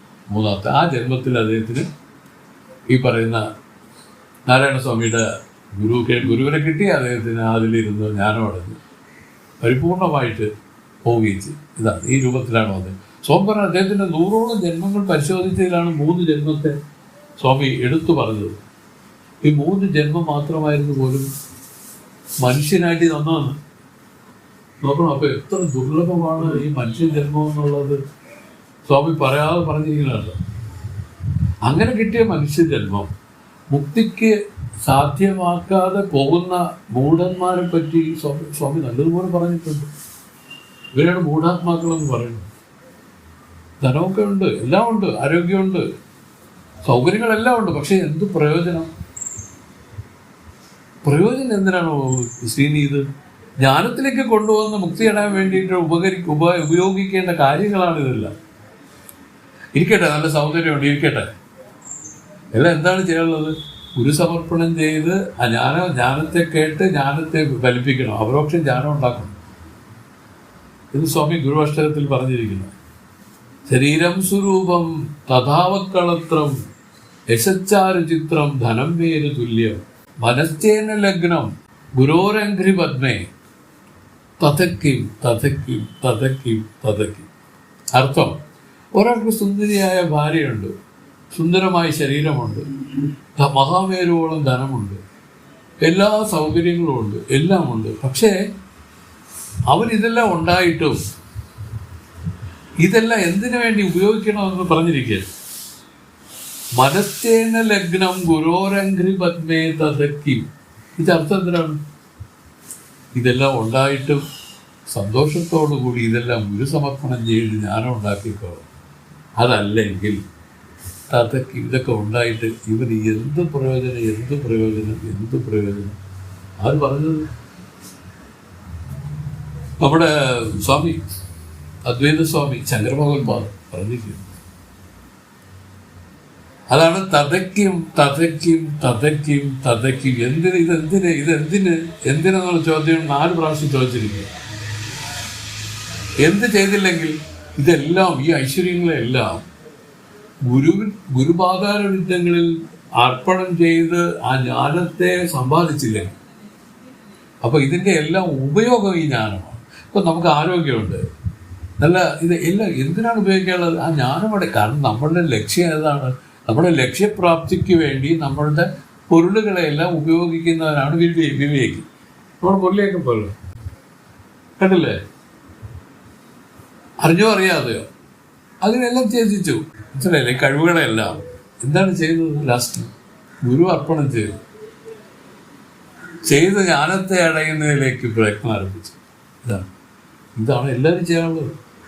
അങ്ങനെ ചെയ്യുന്നവർക്കാണ് ഈ ജ്ഞാനം ഫലിക്കുന്നത്. അല്ലാത്തവർക്കിത് ഫലിക്കില്ല എന്നല്ല, പക്ഷെ അവർക്ക് ഗുണമുണ്ട്. ഇതിങ്ങനെ ഒരു ശീലമാക്കി ചെയ്ത് വന്നാൽ മരണകാലത്തിലെങ്കിലും അങ്ങനെ ഒരു അനുസന്ധാനം ഒക്കെ ഉണ്ടായി വരികയാണെങ്കിൽ ഊർജ്ജ ജന്മങ്ങൾ വരും. നമ്മൾ പുണ്യജന്മങ്ങൾ. ചിലപ്പം ഇവർ പറയുന്നതനുസരിച്ചാണെങ്കിൽ ബ്രഹ്മലോകത്തിൽ ജന്മങ്ങൾ വരും. അവിടെ പോയി വലിയ വലിയ പദവികളിൽ ഇരിക്കാം. വലിയ പദവികൾ ഇരിക്കുന്നവരാണ്. ബ്രഹ്മവിഷ്ണു മഹേശ്വരന്മാർ പോലും ഓരോ പദവി അലങ്കരിച്ചിരിക്കുന്നവരാണ്. പുണ്യത്തിൻ്റെ ആധിക്യമുണ്ട്. നമുക്കിവിടെ നേരത്തെ ക്ലാസ്സിലുണ്ടായിരുന്നു. അപ്പോൾ അങ്ങനെയൊക്കെ പോയിട്ട് പിന്നെ അവർക്ക് വരാം. ഇപ്പോൾ സ്ത്രീകളോടൊക്കെ ആഗ്രഹമുള്ളവരൊക്കെ അവിടെ ചെന്ന് ഈ പറയുന്ന ബ്രഹ്മലോകത്ത് പോയി അപ്സരസുകൾ, അവർ അങ്ങനെ ഒരു ജീവിതം അവർക്ക് നയിക്കാം. ഏതിനും അനുഭവിച്ച് തീർത്താലല്ലാതെ ഈ മുക്തിയിൽ വരില്ല. കാരണം ഇതിൽ അതുകൊണ്ട് അവർ പറഞ്ഞു ഇതിങ്ങനെ അനുഭവിച്ച് തീർത്ത് പിന്നെ ഇതിലൊരു തൃപ്തി വരിക അസാധ്യം. അതുകൊണ്ടാണ് അവർ പറഞ്ഞത് ഇതിൻ്റെ ആ വിരക്തി ശീലിക്കാൻ പറഞ്ഞു. അതെങ്ങനെ ശീലിക്കണം? മത്സ്യം കഴിക്കുന്നവർക്ക് അത് നിത്യം കഴിക്കുന്നതിൽ അവർക്ക് ഒരിക്കലും അത് വെറുപ്പം ഉണ്ടാവില്ല. പക്ഷെ അവർ പറഞ്ഞു, ഇവിടെ സ്വാമി ഇവിടെ ഉപയോഗിക്കുന്ന ശവക്കറിയല്ലേടാ, അത് ശവക്കറിയല്ലേ, മീനല്ല നീ കഴിച്ചത്, നീ ശവത്തിനെയാണ് കഴിച്ചത്. ഇങ്ങനെയൊക്കെ അറിയാതെയാണെങ്കിലും ഈ വാക്കുകൾ നമ്മൾ നിത്യം ഉപയോഗിച്ച് നോക്കും, ഇത് വെറുക്കും. ഇതിൻ്റെ ട്രിക്കുകളാണ് ഇതൊക്കെ പറയുന്നത്. ഇങ്ങനെ ഓരോന്നിലും ഓരോ വിഷയത്തിലും ഇതുപോലെയുള്ള ആ ഒരു ന്യൂനത കാണാനായിട്ട് ഇത് ശ്രമിച്ചാൽ അവർ പറയുന്നത് വിട്ടുപോകും. മനസ്സിന് ബലമായിട്ട് പിടിച്ചു വെച്ചാണ് ഇത് സുഖം അനുഭവിക്കുന്നത്. ഈ കാര്യങ്ങളെല്ലാം ആ മനസ്സിനെ ഒരു സംശയത്തിലാക്കി കൊടുത്താൽ ഇത് വിട്ടില്ല. അത് ഒരു സംശയമില്ല. അതാണ് ഇതിൻ്റെ വഴി. അതാണ് പട്ടി ഛർദ്ദിച്ച ഛർദിൽ പോലെ കാണാനാണ് ഈ വിഷയങ്ങളെല്ലാം പട്ടി ഛർദ്ദിച്ച ഛർദിൽ പോലെ കാണാൻ. അത് ഛർദിൽ ആരെങ്കിലും എടുത്ത് കഴിക്കുമോ? അപ്പം ആ രൂപത്തിൽ മ്ലേച്ഛമായിട്ട് കണ്ട് അതിനെ ഉപേക്ഷിക്കുക എന്നുള്ളതാണ്. അത് ഉപേക്ഷിക്കുകയല്ല, അത് താനേ വിട്ടുപോകും. അതല്ല, ഇതിങ്ങനെ നിരന്തരമായിട്ട് പ്രവർത്തിച്ചുകൊണ്ടിരിക്കുന്നവർക്ക് ഇത് വിടില്ല, ഒരിക്കലും വിടില്ല. അങ്ങനെയാണ് ഇത് സെറ്റപ്പ് ചെയ്ത് വെച്ചിരിക്കുന്നത് ഈശ്വരൻ. അതുകൊണ്ടാണ് വേദാന്തത്തിൽ ഇത് പറഞ്ഞത്. ഈ പറഞ്ഞ വിരക്തിയും ഇതെല്ലാം നമ്മൾ ശീലിക്കണം.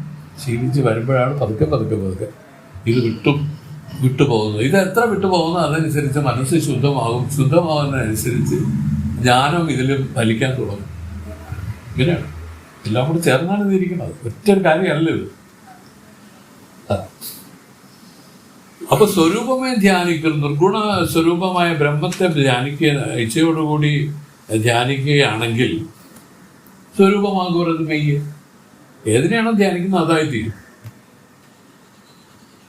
അപ്പോൾ പിന്നെ ഈ നിർഗുണ ബ്രഹ്മത്തെ ധ്യാനിക്കുന്നവർ ബ്രഹ്മമായി തീരും. അതിന് ഒരു സംശയമില്ല. ഇതാണ് ഈ പറഞ്ഞതിൻ്റെ ട്രിക്ക്. വിരമരൂപത്തെ ധ്യാനിത്ത പേറുകളും വിരമമാകുവരെന്നാൽ നരശരീരമാം ഗുരവനെ വിചാരമേ ജ്ഞാനമേ എന്നാതെ പരമഭാവനേ പരോക്ഷമാം പിൻബന്ധ പരോക്ഷമേ അപരോക്ഷം ചില വിചാരമാം ജ്ഞാനമാം മുക്തിയാം ഇത് തീർവൈ. അപ്പോൾ ഇത് പറയും, വിരമരൂപത്തെ ധ്യാനിത്ത പേറുകളും വിചാരം ചെയ്യാൻ അസമർത്ഥരായുള്ളവർ നിർഗുണ ബ്രഹ്മരൂപത്തെ ധ്യാനിച്ചവരും വിരമമാകുവർ എന്നാൽ ധ്യാനപരിഭാഗത്ത് വശത്താൽ നിർഗുണ ബ്രഹ്മരൂപമായി തീരുന്നു എന്ന് പറയുകയാണെങ്കിൽ നരശരീരമാം കുരവനെ ആൾരൂപം അരുൾ സ്വരൂപം മനുഷ്യരൂപമായി എഴുന്നേറ്റ ഗുരുവേ വിചാരമേ ജ്ഞാനമേ ജ്ഞാനജനകമായ വിചാരം എന്തിനായിട്ടാണ് എന്നാതെ എന്ന് നീ ശങ്കിക്കരുത്. പറയുന്നു, പരമഭാവനൈ ബ്രഹ്മധ്യാനമാകുന്നത് പരോക്ഷമാവും. അത് ധ്യാനിക്കുമ്പോൾ പരോക്ഷ ബുദ്ധിയാകുന്നു. പിൻപ് അപരോക്ഷമാവും. പിൻബന്ധ പരോക്ഷമേ അപരോക്ഷമാണ്.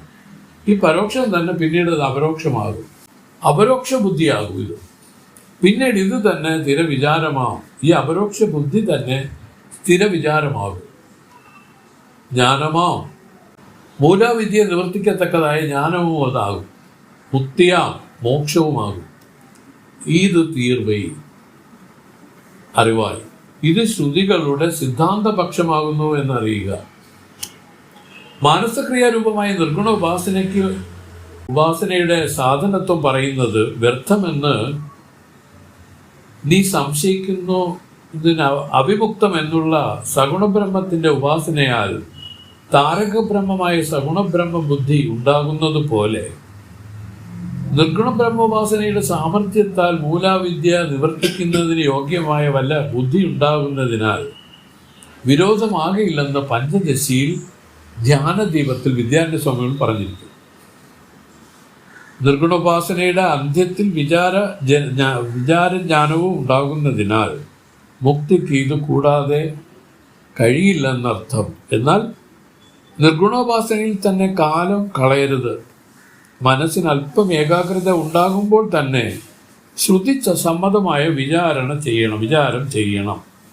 അല്ലാതെ മേൽപ്പറഞ്ഞ ഓരോന്നിലും കാലത്തെ കളഞ്ഞ് ഓരോന്നും തടിച്ച് അതിൽ തന്നെ പല ജന്മങ്ങൾ എടുക്കേണ്ടി വരുമെന്ന് ഉപദേശം. കാരണം നമുക്കറിയാം എല്ലാത്തിൻ്റെയും പ്രയോജനം എന്ന് പറഞ്ഞാൽ മനസ്സിൻ്റെ ശുദ്ധിയാണ്. ഒരുവിധം മനസ്സ് ശുദ്ധമായി കഴിഞ്ഞാൽ ഈ ആത്മവിചാരത്തെ തന്നെ ചെയ്ത് മുന്നേറണം. ഇത് കാലത്തെ കളയുന്നതെന്ന് പറഞ്ഞാൽ ഏതിലെങ്കിലും ഒന്നിൽ കിടന്ന് തടിച്ചങ്ങ് കിടക്കും. എല്ലാവരും അങ്ങനെയാണ്. ഓരോന്നിലും അതിൽ പിന്നീട് തഴയ്ക്കുന്ന അഹങ്കാരമാണ്, ഞാൻ എന്നുള്ള ഭാവമുണ്ട്. കർമ്മത്തിൻ്റെ കുഴപ്പം എന്താണ്? കർത്തൃത്വ ബുദ്ധി പോവില്ല അതിൽ. ഇല്ല, ഞാൻ ചെയ്തു എന്നുള്ള ഭാവം ഇതിന് പോവില്ല, പോവും. മാത്രമല്ല അത് കുറച്ച് കഴിയുമ്പോൾ അത് ഈ കർത്തൃത്വ ബുദ്ധിയെയാണ് അഹങ്കാരം എന്ന് പറഞ്ഞത്. ഇതിൻ്റെ നാശത്തെയാണ് ഞാനുമായിട്ട് പറഞ്ഞത് ഇവിടെ. അതുകൊണ്ടാണ് കർമ്മത്തിലൂടെ ഈ പറയുന്ന സർവ്വദുഃഖ നിവൃത്തി പരമാനന്ദ പ്രാപ്തി രൂപമായ മുക്തി ഉണ്ടാവില്ല. കാരണം എന്താണ്? അത് തഴക്കുകയാണ്.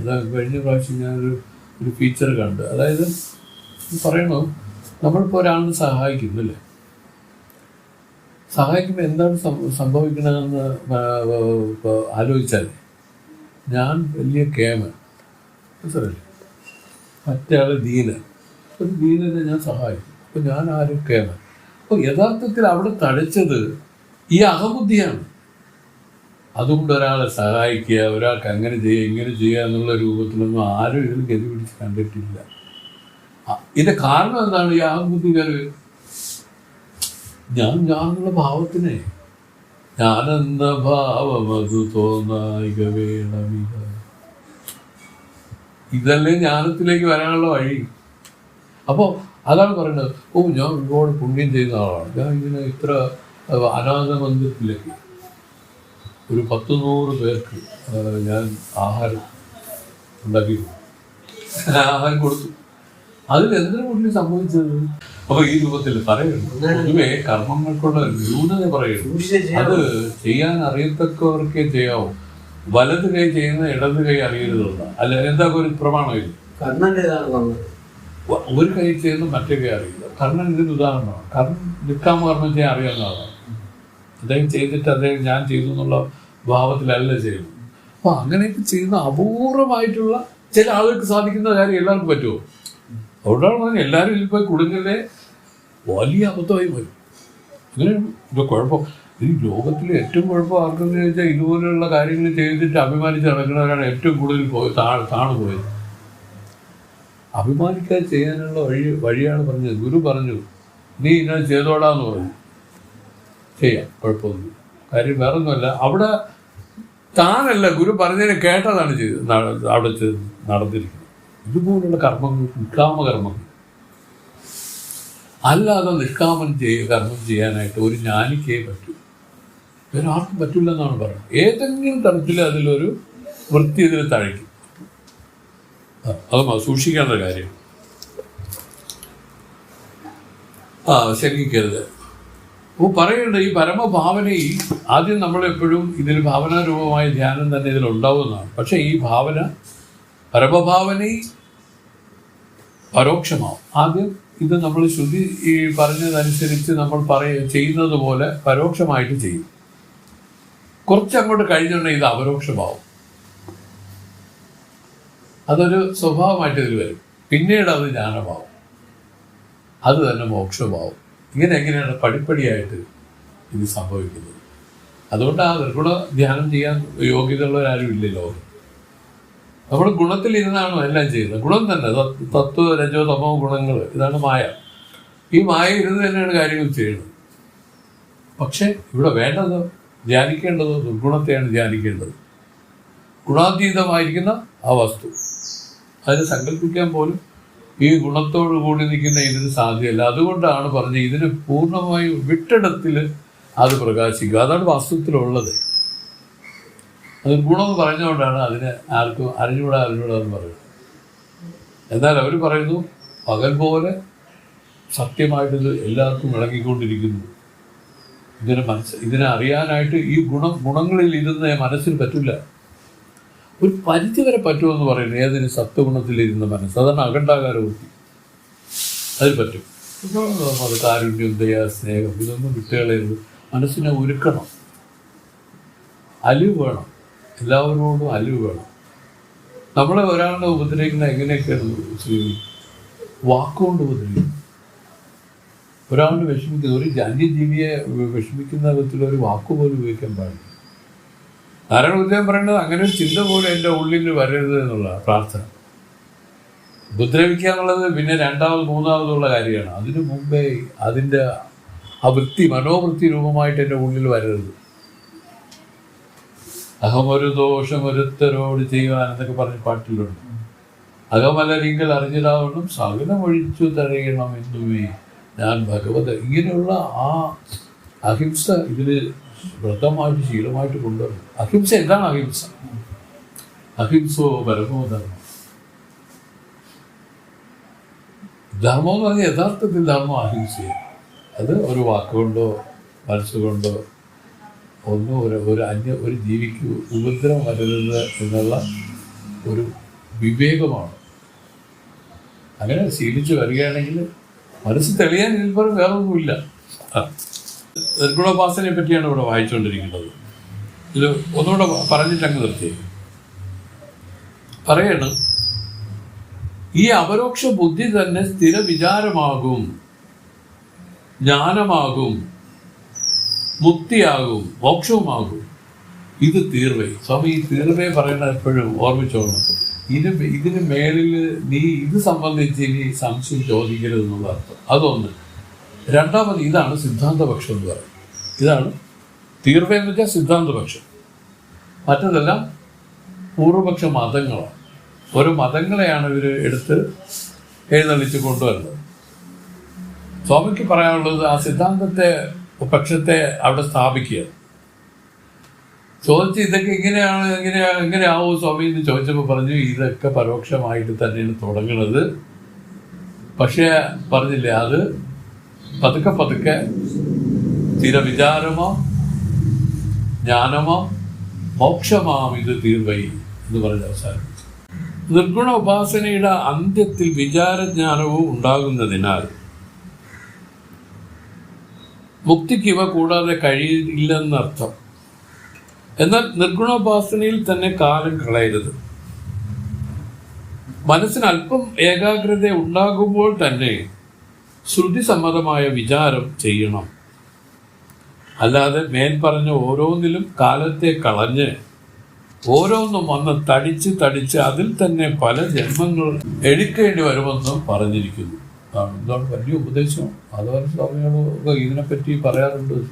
അതുകൊണ്ട് കുറച്ചെന്ന ആയുടനെ തന്നെ ആ വിചാരത്തിലേക്ക് കയറിക്കൊള്ളണം. കാര്യം പൂർണ്ണമായും ആയതിനു ശേഷം എന്നുള്ള രീതിയിൽ പറ്റില്ല. ഭരദ്വാജം മഹർഷി ഒരിക്കൽ ഇവിടെ കാണാൻ പോയ ഒരു കഥ പറയും സ്വാമി. അദ്ദേഹം ഗ്രന്ഥക്കെട്ടുകളുമായിട്ടാണ് ചെന്നതെന്ന് പരമശിവന്റെ സന്നിധിയിൽ. അപ്പോൾ ഇത് കണ്ടോണ്ട് നിന്ന ഏതോ ഒരാൾ മറന്നുപോയി. അതേ ഗ്രന്ഥം കൂടെ എല്ലാം കൂടെ പിടിച്ചു വാങ്ങിച്ച് കടലിൽ എറിഞ്ഞത്. ആരുടെ സന്നിധിയിലാണ് നടക്കുന്നത്? പരമശിവന്റെ, മഹാദേവന്റെ സന്നിധി നടക്കുകയാണ്. പക്ഷെ ഇത് കണ്ടിട്ടൊന്നും മഹാദേവരൊന്നും മിണ്ടാതിരിക്കും. അദ്ദേഹത്തിനാണെങ്കിൽ വിഷമം തോന്നി. താൻ കൊണ്ടു നടക്കുന്ന പുസ്തകം അതിൽ അദ്ദേഹം പഠിച്ചുകൊണ്ടിരിക്കുന്നേ ഉള്ളൂ. മഹാദേവരാണെങ്കിൽ ഇതിനൊന്നും പറയണമില്ല. അങ്ങനെ അദ്ദേഹത്തിന് വലിയ വിഷമമായി. പിന്നീടാണ് മനസ്സിലായത് ഇതൊക്കെ ഉപേക്ഷിച്ച് നിന്നിട്ട് ആ ധ്യാനത്തിലേക്ക് ശരിക്കുള്ള ആ വിചാരത്തിലേക്ക് വരാനായിട്ട് പറയുകയായിരുന്നു. ഇങ്ങനെയൊക്കെ ഉണ്ട് ഒരുപാട് കഥകൾ. പക്ഷെ ഇതിന് എല്ലാത്തിൻ്റെയും താല്പര്യം ആ വിചാരത്തിൽ വരിക എന്നുള്ളത്. അതുകൊണ്ടാണ് കാലം ഒരുപാട് കളയരുത്. നമുക്ക് ഈ ഗ്രന്ഥങ്ങളൊക്കെ വാസ്തവത്തിൽ എന്താണ് പറഞ്ഞു തരുന്നത്? ഈ സത്യത്തെ ഓരോരുത്തർക്കും അറിഞ്ഞൂടാ. ഏതെങ്കിലും ഒന്നിൽപ്പെട്ട അതിൽ തന്നെ കിടന്ന് കാര്യങ്ങൾ അത് വേണ്ടെന്നാണ് പറയുന്നത്. ഇതിലോട്ട് വരണം. വന്നില്ലെങ്കിൽ എന്ത് പറ്റും? ഓരോന്നിലും തടിച്ച് അത് തന്നെ എത്രയോ ജന്മങ്ങൾ ഇനി എടുക്കേണ്ട രൂപത്തിലേക്ക് അത് മാറും. അതാണ് ഇതിൻ്റെ അർത്ഥം. അതുകൊണ്ട് അല്പമെങ്കിലും മനസ്സിന് ഏകാഗ്രതയൊക്കെ വന്ന് അങ്ങനെ നിൽക്കാനായിട്ട് കണ്ണടയ്ക്കുമ്പോൾ മറ്റു വിഷയങ്ങളൊന്നും വന്ന് കയറുന്നില്ല എന്നുള്ള രൂപത്തിലൊക്കെ ആയവർ ഒരു പരിധി വരെ എല്ലാം പൂർണ്ണമായി ആവില്ല കേട്ടോ, ജ്ഞാനം വരാതെ പറ്റും. അവർ ഉടനെ തന്നെ ഇതിനെ വിട്ടിട്ട് ആ വിചാരത്തിലേക്ക് മനസ്സിനെ കൊണ്ടുവരണം. ആ വിചാരത്തിൻ്റെ സ്വരൂപം എന്താണ് നമ്മൾ പഠിച്ചത്? ഒരിടത്ത് അടങ്ങിയിരുന്നുകൊണ്ട് ഞാനെന്ന് പറയുന്നത് എന്താണ്, ഇതിലേതാണ് ഞാനെന്ന് എപ്പോഴും നമ്മൾ പറയുന്നുണ്ടല്ലോ, ഇതാരാണ് എന്നുള്ള ആ വിചാരം, ആത്മവിചാരം, ഈ ആത്മവിചാരത്തെ ഇതിൽ ചെയ്യും. മനാദ്യം ശരീരത്തിൽ നിന്ന് ഞാനവൻ ചിത്തത് ജഡമത് രണ്ടും ഒന്നാകെ ചേരും ബന്ധമേതെന്നുള്ള ആ വിചാരണ ഇതിൽ കൊണ്ടുവരണം. അവർ പറയുന്നു ആദ്യമൊക്കെ ഇത്തിരി നമുക്കൊരു ഇത് തോന്നിയാലും പതുക്കെ അതിൽ പിടിച്ച് കയറിക്കോളും. പിന്നെ ആത്മവിചാരം ചെയ്യണം. അത് തത്വമസി ഉപദേശമൊക്കെ വരണം. തത്വമസിയുടെ ഒരു പിരിവിനെയാണ് ഈ പറഞ്ഞുകൊണ്ട് പോകുന്നത്. എത്ര പെട്ടെന്ന് തന്നെ ഗുരുവിനെ സമീപിച്ച് ആ തത്വമസി ഉപദേശം കേൾക്കണം. അത് മാത്രമേ ഈ ജ്ഞാനത്തിലേക്ക് നമ്മളെ കൊണ്ടുപോകൂ എന്നാണ്. ബാക്കിയെല്ലാം ഒരു വിധത്തിലാക്കി വേറെ വിധത്തിൽ വീണ്ടും ജനിക്കുന്നതിനുള്ള കാര്യങ്ങളായിട്ട് തന്നെ കിടക്കും. വയ്യതേ എന്നുള്ള നിന്റെ അനന്ത ജന്മങ്ങളാണ്ട വെയ്യതേ ഉപദേശിക്ക വെളിവന്ന ഗുരുവേ പോറ്റി ഉയവേ മുക്തി നൽകും ഉദവിക്കോർ ഉദവിനായേ ചെയ്യുമാറും കാണേ തിരുവടി പോറ്റി പോറ്റി.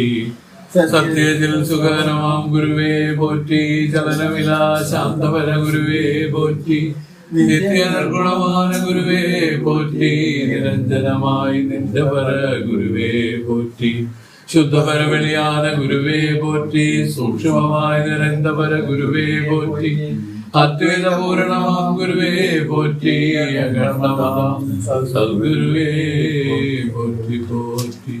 ഭസ്മോദ്ധൂളിത വിഗ്രഹം വരദ ചിന്മുദ്രാധരം സുന്ദരം കാഷായാംബരധാരിണം ഗളധരേന്ദ്രാക്ഷമാലാൻവിതം ബ്രഹ്മാനന്ദ സുഖപ്രചോഭിതമുഖം വിരാസനെ സംസ്ഥിതം ശ്രീരാമാനന്ദയതീശ്വരം ഗുരുവരം ഭൂയോ നമസ്യാമ്യഹം. അഭയവരദഹസ്തം സർവദാ സുപ്രസന്നം ശുഭതവിധി നിഷേധജ്ഞാനവേദസ്വരൂപം ഉപദേശം ശ്രീഗുരോർ ദിവ്യരൂപം പ്രതിദിനവീരേ സുപ്രഭാതേ ശ്രീപാദകമനദ്ദന്തം ആലംബനമഹർനിശം ശ്രീരാമാനന്ദമൂർത്തേ മാം സംസാരസാഗര ശ്രീരാമാനന്ദമൂർത്തേ മാം സംസാരസാഗര.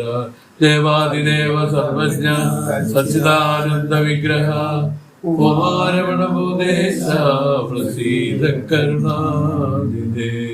കുമാരമണഭൂദേശ കരുണാനിധേ. ദീർഘദണ്ഡ നമസ്കാരം നിർലജ്ജോ ഗുരുസന്നിധോ ശരീരവർഷം പ്രാണഞ്ച ഗുരു